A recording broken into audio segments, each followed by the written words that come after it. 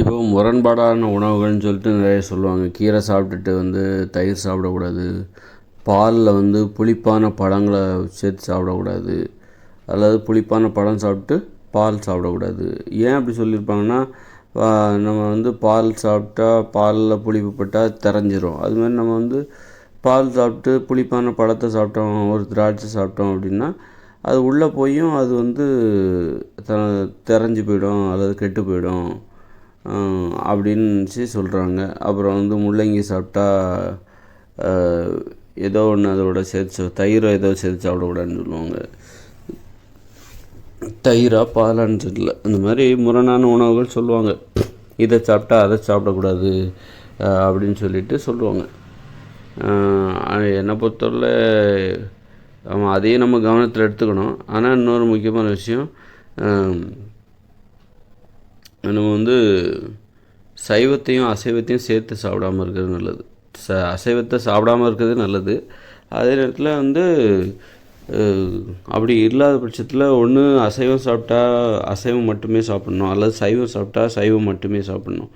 அசைவத்தையும் சைவத்தையும் சேர்த்து சாப்பிடக்கூடாது. இப்போ முட்டைகோஸில் முட்டைகோஸ் பொரியல்னு சொல்லிட்டு முட்டை சேர்த்து முட்டைகோஸ் பொரியல் செய்கிறது, அது மாதிரி செய்யாமல் காய்கறி பொரியலில் முட்டை சேர்த்து பண்ணுறது, அதுமாதிரி முட்டை சேர்க்காமல் அப்புறம் அந்த மாதிரி பண்ணுறத தவிர்க்கலாம். அது மாதிரி பாலும் அசைவந்தான். அப்போ என்ன தாய்ப்பால் அசைவமானு கேட்கலாம். தாய்ப்பால் அசைவம் தான். ஆனால் தாய்ப்பாலை செரிமானம் செய்கிற அந்த என்சைம்கள் ஒரு குழந்தைக்கு ஒரு 4-5 வயசு வரைக்கும் தான் இருக்குமா, அதுக்கப்புறம் இருக்காதான். அந்த வகையில் தாய்ப்பாலை 4-5 வயசு வரைக்கும் தான் சாப்பிட்ணும். நம்ம வருஷமும் ஆயுள் முழுதும் பால் குடிக்கிறது அதை செரிமானம் செய்கிறதுக்கான சாத்தியக்கூறுகள் உடம்புல ஒரு 5 வயசுலேயும் முடிஞ்சு போயிடுது. 5 வயசுக்குள்ளே தாய்ப்பால் குடிக்கிற டைமில் வேணால் மாட்டுப்பால் ஆட்டுப்பால் எல்லாத்தையும் வேணால் குடிச்சிக்கலாம். அது வரைக்கும் தான் அதெல்லாம் செரிமானம் செய்கிறதுக்கான ஒரு சாத்தியக்கூறு உடம்புல இருக்கும், அப்புறம் இருக்காதுன்றாங்க. அதனால் பால் அசைவம் தான். அது மாதிரி தயிர் அசைவம் தான், மோர் அசைவம் தான். பாலில் இருந்து தான் தயிர் வருது, மோர் வருது. பால் அசைவம்னா மோரும் தயிரும் அசைவம் தான். அப்போது அசைவத்தையும் நம்ம என்ன பண்ணுறோம், அசைவத்தையும் சைவத்தையும் சேர்த்து சாப்பிட்றோம். சோத்தில் தயிரை ஊற்றி சாப்பிட்றோம், முட்டை வச்சு சாப்பிட்றோம், பொரியலில் காய்கறி பொரியலில் முட்டை ஊற்றி சாப்பிட்றோம். அப்புறம் ஜூஸ் போடும்போது பால் ஊற்றி தான் ஜூஸ் போடுறாங்க. இந்த மாதிரி ரெண்டையும் சேர்த்து நம்ம என்ன பண்ணுறோம், நல்லா இருக்கான்னு பார்க்குறோமே தவிர அது ஆரோக்கியமானதா, அது உடம்புல போய் என்ன பண்ணும் அதை பற்றிலாம் நம்ம பார்க்குறதில்ல. அது அப்படி தெரிஞ்சால் கூட நம்மளால் அதை பின்பற்றவும் முடியறதில்ல. அந்த நேரத்தில் நமக்கு நம்முடைய மனநிலை என்ன ஆகுதுன்னா, ஒரு சுவைக்கு தான் முக்கியத்துவம் கொடுக்குது. அதனால் ஆனால் ஒன்றே ஒன்று நம்ம தெளிவாக புரிஞ்சுக்கணும், அசைவம் சைவமும் சேர்த்து சாப்பிடக்கூடாது. இதை எப்படின்னா இதை நான் எப்படி விளக்குனா, சொல்கிறதுக்கு நல்லா இருக்குது அப்படிங்கிறதுனால நான் சொல்லலை. இப்போ பெரும்பாலும் அனைத்து உண்ணிகள்னு இருக்குது. தாவர உண்ணிகள், மாமிச உண்ணி இருக்குது. மாமிச உண்ணுற அந்த புலி சிங்கம் போன்ற இதெல்லாம் இது சாப்பிடவே சாப்பிடாது. தாவரத்தை புல்லையோ அல்லது பழங்களையோ சாப்பிடாது, வெறும் மாமிசத்தை மட்டும்தான் சாப்பிடும். அதுமாதிரி புல்லை சாப்பிட்ற தாவர உண்ணிகள்லாம் பார்த்திங்கன்னா அது மாமிசத்தை சாப்பிடவே சாப்பிடாது. அப்படின்னா என்ன அர்த்தம், சாப்பிடக்கூடாதுன்னு தானே அர்த்தம். வெறும் புல்லை மட்டும் ஏன் சாப்பிடும், ஏன் தாவர உண்ணியாவோ மட்டும் இருக்குது அது, ஏன்னா அது தாவரத்தை மட்டும்தான் சாப்பிட்ணும் அப்படிங்கிற மாதிரியான அதை மட்டும்தான் அதை கிரகிச்சிக்கிறதுக்கான செரிமானம் செய்வதற்கான சாத்தியக்கூறுகள் அவைகளின் உடம்பில் இருக்கின்றன. அதுபோல் மாமிச உண்ணிகளான புலி சிங்கம் அவற்றிற்கும் மாமிசத்தை மட்டும்தான் அது செரிமானம் செய்வதற்கான கிரகித்து கொள்வதற்கான அந்த உடல் தன்மை அவர்களுக்கு அப்படி இருக்கிறது. அப்படி இருக்கும்போது அதனால தான் அவை வேறு தாவரங்கள் எதையும் புலியோ சிங்கமோ சாப்பிட்றதில்ல அப்படின்னா சாப்பிடக்கூடாதுன்னு அர்த்தம். அது மாதிரி தாவர உண்ணிகள் ஆடு மாடு குதிரை இதை ஏன் தாவரத்தை சாப்பிடுது, மாமிசத்தை சாப்பிடல அப்படின்னா மாமிசத்தை சாப்பிடக்கூடாதுன்னு அர்த்தம். அதனால தான் அவை சாப்பிடவில்லை என்று அர்த்தம்.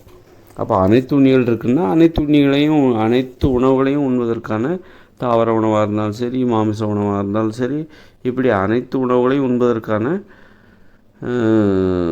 சாதகமான ஒரு சூழ்நிலை அந்த உடம்பில் இருக்கும். அவைகள் தான் அனைத்து உணவுகளையும் உண்ணும். இப்போ எறும்பு அனைத்துண்ணி, எறும்பு அனைத்துண்ணி அப்படிங்கும்போது அதற்கான உடம்பில் அத்தகைய தன்மை இருக்குது. அதனால் அனைத்துண்ணிகள் தான். நம்ம வந்து அனைத்து உண்ணி கிடையாது. மனித உயிரினம் வந்து அனைத்து உண்ணி கிடையாது. மனித உயிரினம் வந்து தாவர உண்ணி. அது மாதிரி வந்து நாம் வந்து பால், முட்டை இதெல்லாம் சாப்பிடக்கூடாது. தாய்ப்பாலோடு நிறுத்திக்கணும். அதுக்கு மேலே சாப்பிடக்கூடாது. ஏன்னா நம்ம விதிமுறைக்கு பொருத்தமாக வாழணும். விதிமுறைங்கிறது எப்படிப்பட்டதுன்னா, இயற்கையை மீறி தான் நம்ம வாழ்கிறோம். இயற்கை ஏன் வந்து ஏன் பின்பற்றணும், ஏன் இயற்கையை கட்டுப்படணும்? இயற்கை என்ன சொல்லுது, நீ தாவரங்களை தான் சாப்பிட்ணும், மாமிச உண்ணி கிடையாது. எப்படின்னா, நாம் வந்து நம்முடைய தாடைகள் வந்து பக்கவாட்டில் அசையும். ஒரு உணவை வந்து அரைச்சி சாப்பிடுவோம். மாமிசத்தை அரைச்சி சாப்பிட முடியாது. மாமிச உண்ணிகளான புலி, சிங்கம் வந்து அவைகள் உண்ணுகிற உணவை வந்து அரைச்சி சாப்பிடாது. கடித்து துண்டு துண்டாக்கி விழுங்கும். அவைகளின் தாடைகள் பக்கவாட்டில் அசையாது. அசைந்து உணவை அரைக்கின்ற தன்மை அவைகளின் தாடைக்கு இல்லை. ஆனால் நமது தாடைக்கு மனித தாவர உண்ணிகளான ஆடு, மாடு, குதிரை, அப்புறம் நம்முடைய தாடைகள்லாம் பக்கவாட்டில் அசைந்து கொடுத்து அந்த நாம் உண்ணுகிற காய்கறி, பழங்கள், இலைகள், தழைகள் இதெல்லாம் அரைச்சி விழுங்குவதற்கு ஏற்றாற்போன்று நமது தாடைகள் பக்கவாட்டில் அசையும். பக்கவாட்டில் புலி, சிங்கத்துக்கெல்லாம் அசையாது. அதனால் அவைகள் வந்து மாமிச உண்ணிகள், நாம் வந்து தாவர உண்ணிகள். அப்படிங்கும்போது நாம் வந்து தாவரங்களை மட்டும்தான் உண்ண வேண்டும். அப்போ தான் நம்முடைய மூளை எப்படி ஏன்னா அதுக்கு நம்ம தாவர உண்ணிகள்னால் அது நம்ம மூளையும் அப்படி தான் செயல்படும். மூளை வந்து தாவர உண்ணிகளுக்கு எப்படி அதுக்கு குழப்பம் வரக்கூடாது. இவன் போய் ஏன் முட்டை சாப்பிட்டுட்ருக்கான் அப்படின்னு அது குழம்பு. நம்ம முட்டை சாப்பிட்றோன்னு வச்சுங்களேன், அதெல்லாம் போதுப்பா, நம்ம மூளை என்ன யோசிக்குது, மூளையில் விதிமுறை எப்படி இருக்குது, நாம் இதை சாப்பிடணும் இதை சாப்பிடக்கூடாதுன்ட்டு. அந்த விதிமுறையை நாம் மீறினாலும் நாம் அந்த விதிமுறையை பின்பற்றாமல் அது விடாது. அதுதான் அதில் உண்மை. இப்போ நம்ம போரிடணும், சண்டை போட்டு சாவணும் அப்படின்னு சொல்லிட்டு நம்ம மூளையில் ஒன்றும் எழுதி வைக்கலை. அதனால தான் நாம் அதெல்லாம் தொடர்ந்து கடைபிடிக்க முடியலை, விட்டுட்டோம். நம்ம போரிடுற வழக்கத்தையே ஏன் விட்டுட்டோம் அப்படின்னா, அப்படி ஒன்றும் நம்ம மூளையில் பதிவு செய்யப்படலை. போரிட கூடாது, சண்டையிட்டு சாகக்கூடாதுன்னு தான் நம்ம மூளையில் பதிவு செய்யப்பட்டிருக்கு, விதிமுறைகள் இருக்குது. அதனால தான் அந்த விதிமுறைகளுக்கு பொருத்தமாக நாம் அந்த விதிமுறைகளுக்கு கட்டுப்பட்டு வாழ்கிறோம். அதில் வந்து ஒரு அமைதி இருக்குது, பாதுகாப்பு இருக்குது. அது மாதிரி நமது மூளையில் நாம் என்ன சாப்பிடணும் என்ன சாப்பிடக்கூடாது அப்படின்னு சொல்லிட்டு விதிமுறை இருக்குது. அந்த விதிமுறையை என்ன தான் மீறினாலும் அது வந்து நம்மளை அந்த விதிமுறைக்குள்ளே ஒரு குழந்தை வந்து அம்மாவை விட்டு எங்கே தான் போனாலும் அம்மாவை தேடி வந்து தான் ஆகணும். அம்மாவை பிரிஞ்சு இருக்க முடியாது. அதில் இருந்தால் என்னாகும், அழிவு தான் ஏற்படும். அப்போ அம்மா கூட இருக்கணும் அப்படின்னா அம்மா சொல்கிறபடி கேட்கணும். அம்மா சொல்கிறபடி கேட்டால் தான் அம்மா கூட இருக்க முடியும், பாதுகாப்பாகவும் இருக்க முடியும். அம்மா கூட இருந்துக்கிட்டே அம்மா கூட சண்டை போட்டே இருக்கக்கூடாது. நீ சொல்கிறத நான் கேட்க மாட்டேன் அப்படின்ற மாதிரி மூளையில் வந்து என்ன விதிமுறை இருக்கோ, இப்போ நம்ம சொல்கிறோம் நம்ம தாவர உண்ணி அப்படின்னு, அதனால் நம்ம வந்து சைவம் தான் சாப்பிடணும். யாருமே வந்து நான் அசைவத்தை தான் நிறுத்திட்டேன், இல்லை நான்வெஜ் இப்போ சாப்பிட்றதில்ல அப்படின்னு தான் சொல்லுவாங்களே தவிர, நான் இப்போ வெஜிடேரியனை சாப்பிட்றத விட்டுட்டேன், ஒன்லி நான்வெஜ்ஜி அப்படின்னு சொல்கிறவங்க வந்து பெரும்பாலானவங்க கிடையாது. யாராவது 1-2 பேர் இருப்பாங்க எங்கேயாவது.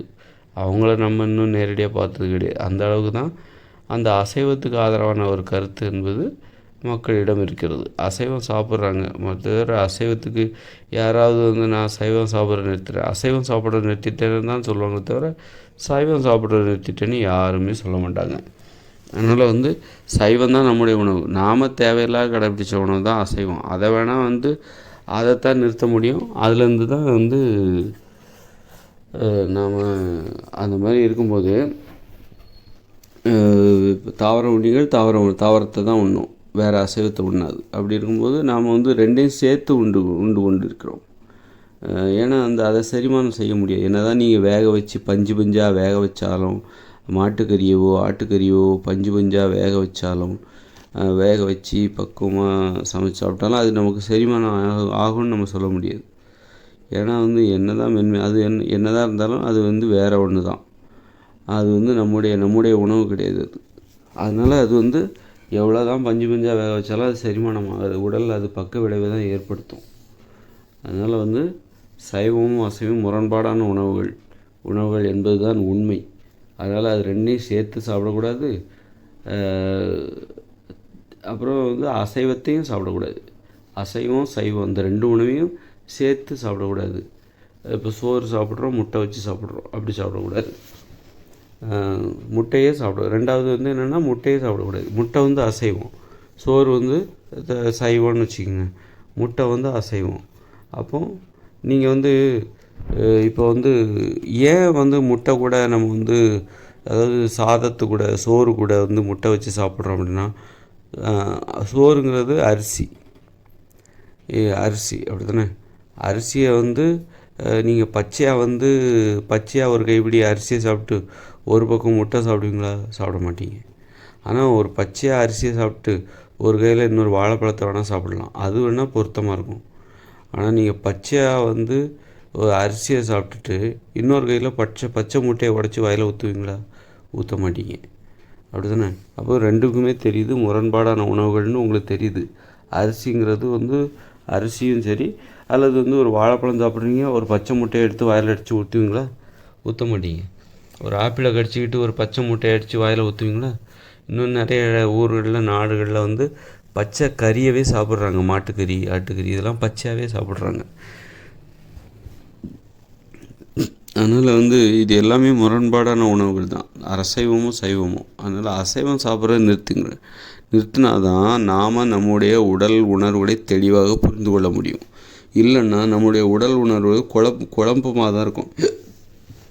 நம்முடைய மூளைக்கு நம்முடைய உடல் உணர்வு என்பது அது குழப்பத்தை தான் ஏற்படுத்தும். அதனால் வந்து நம்மளே நாம் குழம்புற வேலையை நம்ம செய்யக்கூடாது, நம்மளே நாம் குழப்புகிற வேலையை செய்யக்கூடாது. எப்படின்னா, இயற்கைக்கு முரணாக எந்த வேலையை செஞ்சாலும், இயற்கைக்கு முரணான நமது மூளையில் என்ன விதிமுறை இருக்கோ அதை நம்ம செய்யக்கூடாது. இப்போ வந்து உயிர்களை கொல்வது அல்லது ஆட்டை கொல்வது வந்து நமக்கு அது இயற்கை. நம்முடைய மூளையில் வந்து ஒரு விதிமுறை இருக்குது, அந்த விதிமுறைக்கு எதிரானது அது.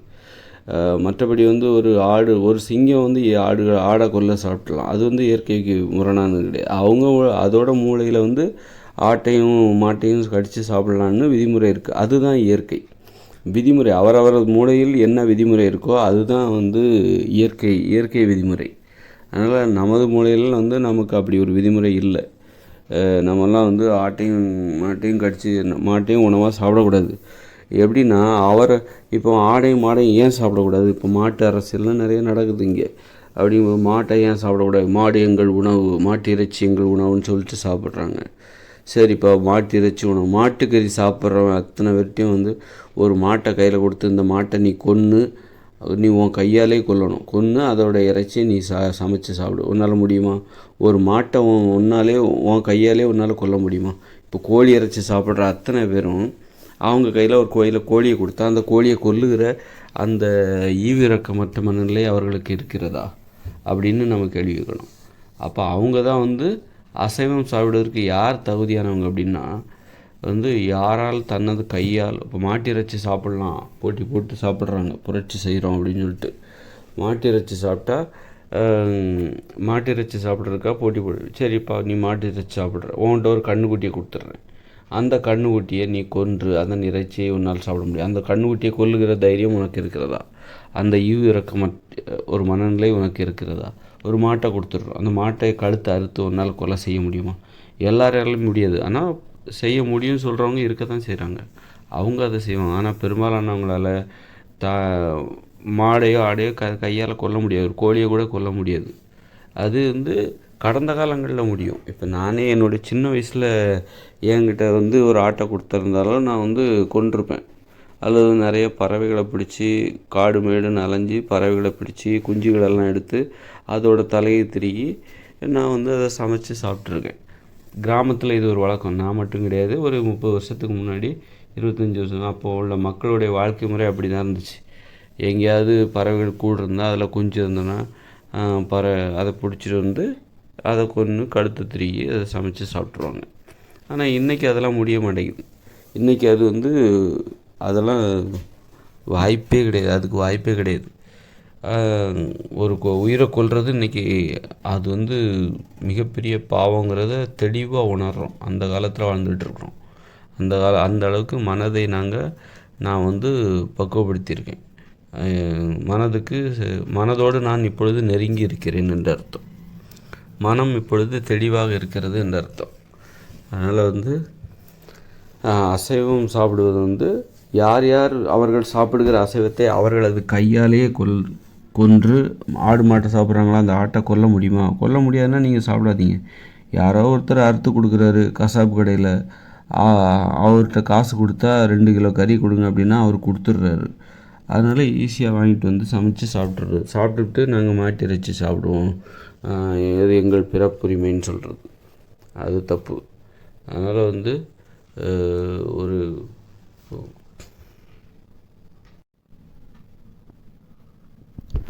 மனதில் அன்பு பாசம் உடையவர்கள் அந்த மாதிரி அசைவ உணவு சாப்பிட மாட்டாங்க. வெறும் பேராசை பிடித்தவர்கள் அவங்க தான் அசைவ உணவுலாம் சாப்பிடுவாங்க. அசைவ உணவு சாப்பிடக்கூடாது. ஏன் அப்படின்னா அது மிகப்பெரிய முட்டாள்தனம். எப்படின்னா, இப்போ அசைவ உணவு ஆடு மாடெல்லாம் கொண்டுட்டா அதுலேருந்து உரம் கிடைக்காது. தாவரங்கள் நாம் வளர்க்கிற பழங்கள், காய்கறிகள், மரங்களுக்கு, தாவரங்களுக்கு உரம் கிடைக்காது. இன்றைக்கி ஏன் ரசாயன உரம் பெருகி போச்சு? ஒரு பக்கம் ரசாயன உரம் கேடுன்னு சொல்கிறோம், இன்னொரு பக்கம் இயற்கை உரத்தை தருகிற, இயற்கையான மாட்டு சாண உரத்தை தருகிற ஆடு மாடுகளை நம்ம கொன்று நல்லா சாப்பிட்டுட்ருக்கோம். அப்போ எவ்வளோ பெரிய முட்டாள்கள் நாமெல்லாம். அதனால தான் நான் சொல்கிறேன், அசைவத்தை சாப்பிடக்கூடாது. அது ஒரு உயிரை கொல்றது. அது எல்லாராலையும் முடியாது. இப்போ வியாபாரம், விற்பனை, இதெல்லாம் பணம், இதெல்லாம் இருக்கிறதுனால தானே பணம் கொடுத்தா யாரோ ஒருத்தர் உங்களுக்கு கசாப்பு கடையில் ஆடு மாட்டையும் வெட்டி உங்களுக்கு இறைச்சியை கூறு போட்டு கொடுக்குறாங்க. சரி, பணம் காசு இல்லை. 2040க்கு அப்புறம் பணம் காசு எல்லாம் செயலிழந்துடும். இயந்திர அறிவியல் உலகமே செயலிழந்துடும். கசாப்பு கடைன்னு ஒன்று இருக்கவே இருக்காது. வியாபாரம், விற்பனைன்னு ஒன்று இருக்கவே இருக்காது. அவங்களுக்கு தேவையான ஆடு மாட்டை அவங்களே கொன்றுவாங்க. அப்படின்னா எத்தனை பேரால் அது முடியும்? எத்தனை பேரால் அவங்கவுங்களுக்கு தேவையான ஆடு மாட்டை அவங்கவுங்கள கையால் கொல்ல முடியும்? நீங்களே உங்களை நோக்கி கேள்வி கேட்டுக்கொள்ளுங்கள். உங்களால் ஒரு ஆட்டை கொல்ல முடியுமா? ஒரு ஆட்டுக்குட்டியை கொல்ல முடியுமா? ஒரு கோழியை கொல்ல முடியுமா? முடியாது என்றால் அந்த கறியை எப்படி நீங்கள் கசாப்பு கடையில் வாங்கி சமைத்து சாப்பிடுகிறீர்கள்? இப்போ உங்களால் திருட முடியாது. அப்போ யாராவது திருடி கொண்டு வந்தால் அந்த பணத்தை நீங்கள் வச்சு பயன்படுத்துவீங்களா? திருடனுக்கு யாருமே பெரும்பாலானவங்க ஒத்துக்க மாட்டாங்க. அப்படின்னா யாராவது திருடி கொடுத்தா மட்டும் அதை வாங்கிப்பீங்களா? வாங்கிக்க மாட்டீங்க தானே? அது மட்டும் சரியில்லை தானே? அதே மாதிரி தான் அசைவ உணவு இந்த வகையிலையும் இது தவறானது. நம்ம அசைவ உணவு சாப்பிட்றதுனால நமக்கு உரம் கிடைக்க முடியும். தினம் லட்சக்கணக்கான ஆடு மாடுகளை கொள்கிறாங்க. இன்றைக்கி உரம் இயற்கை உரமே கிடைக்க மாட்டேங்குது. அதுக்கு காரணம் நாம் தான். நம்ம சத்துன்னு சொல்லிட்டு தான், அதில் நிறைய சத்து இருக்குன்னு சொல்லி தான் இறைச்சி சாப்பிட்றோம், மாமிச உணவு சாப்பிட்றோம். ஆனால் அந்த மாமிசத்தை சாப்பிட்றதுனாலேயே நமக்கு ஊட்டச்சத்து இல்லாத உணவுகள் உற்பத்தி செய்யப்படுகிறது. காய்கறிகள் இதெல்லாம் ஊட்டச்சத்து இல்லை. ஏன்னா நம்ம இயற்கை உரமே போடுறதில்லை. ஏன் இயற்கை உரம் போடுறதில்லை? இயற்கை உரத்தை கொடுக்கின்ற ஆடு மாடுகளை, கோழிகளை நாம் கொன்று அதன் இறைச்சியை சாப்பிட்டு கொண்டு இருக்கிறோம்.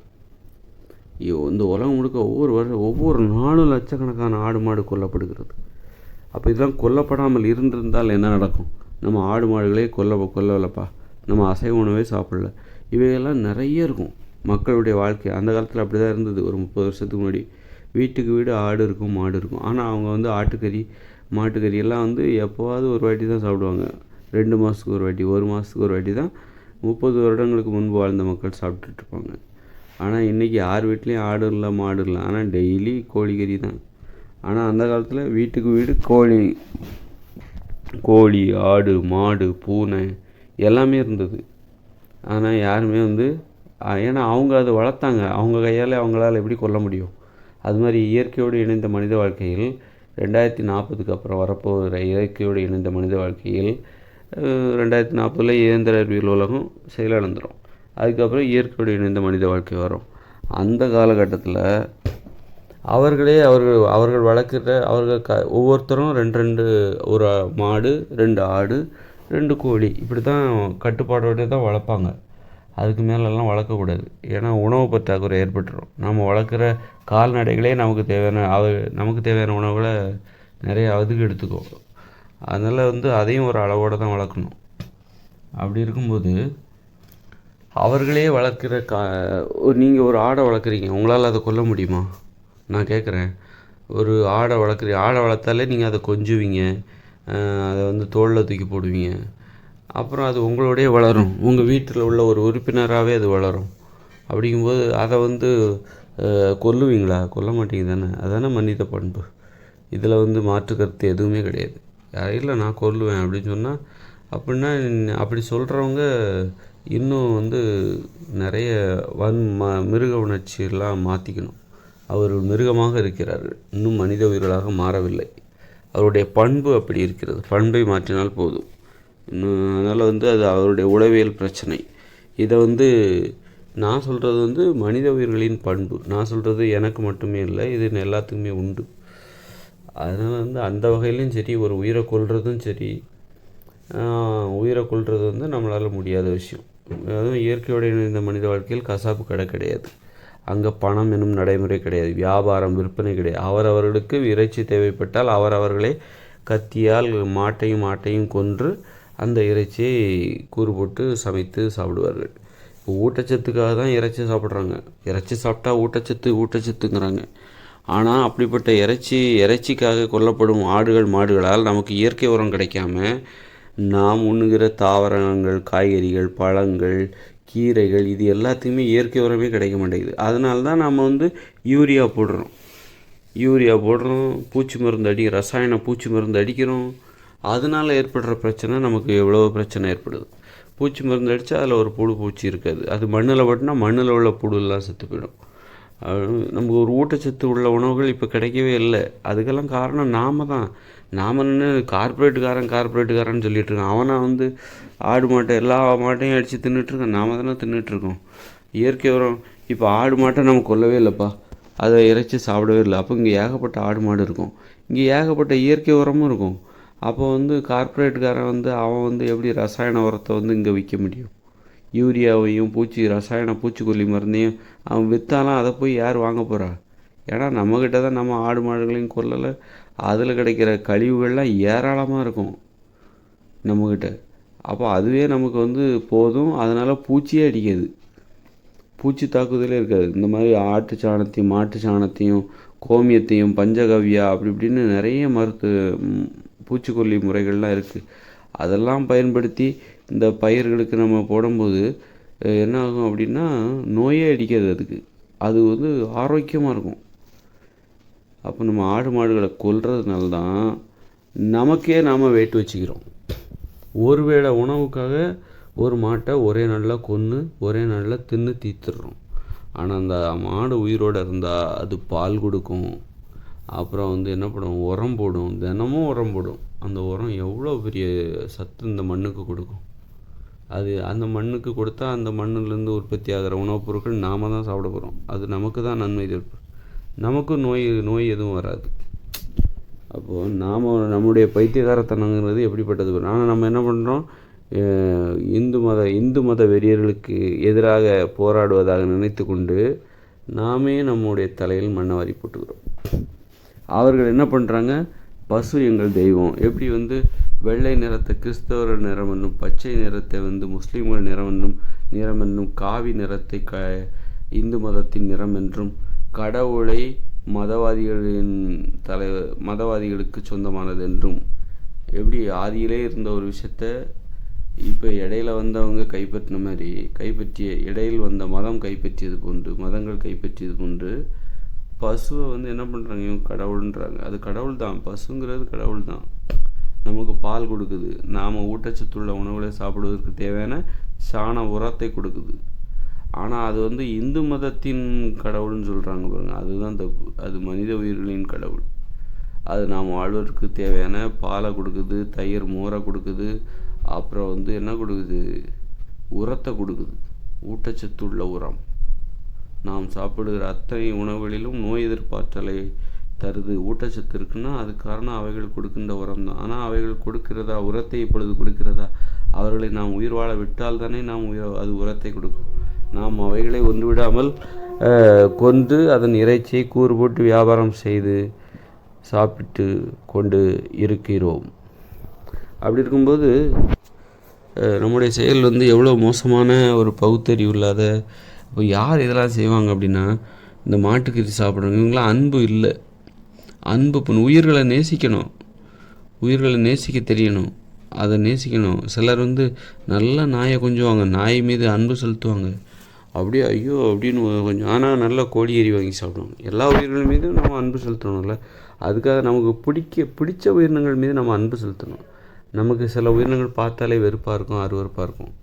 அதை நம்ம கொல்றதுக்கு நம்ம எந்த தடையும் விருப்பப்படும். பாம்பு இருக்குது, பல்லி இருக்குது, அப்புறம் பூரான், இதெல்லாம் நமக்கு பார்த்தா அருவருப்பாக இருக்கும். அது நமக்கு பிடிச்ச உயிரினங்களை தான் நம்ம கொல்லக்கூடாது அப்படின்னு நம்ம சொல்லுவோம். பிற உயிரினங்களை கொல்லக்கூடாது என்பதில் நமக்கு பிடிச்சிருக்கா, அது அழகாக இருக்கா, அது நமக்கு இடையூறு ஏதாவது செய்யலையா, செய்யலைன்னா அதை கொல்லக்கூடாது. அழகாக இருக்குது, அதே நேரத்தில் அது அழகாக இருக்குது, நமக்கு இடையூறு செய்யுது அப்படின்னா அதை நம்ம கொன்றுடலாம். உயிர்களை கொல்வதிலும் உள்ள ஒரு நடைமுறை இது.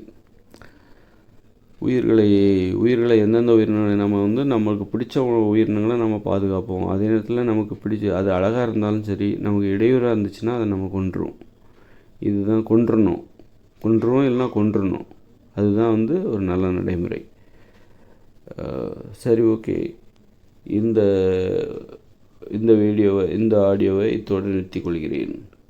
நாளை இன்னும் ஒரு ஆடியோவுடன் உங்களை சந்திக்கும் வரை உங்களிடமிருந்து விடைபெறுவது உங்கள் நான்.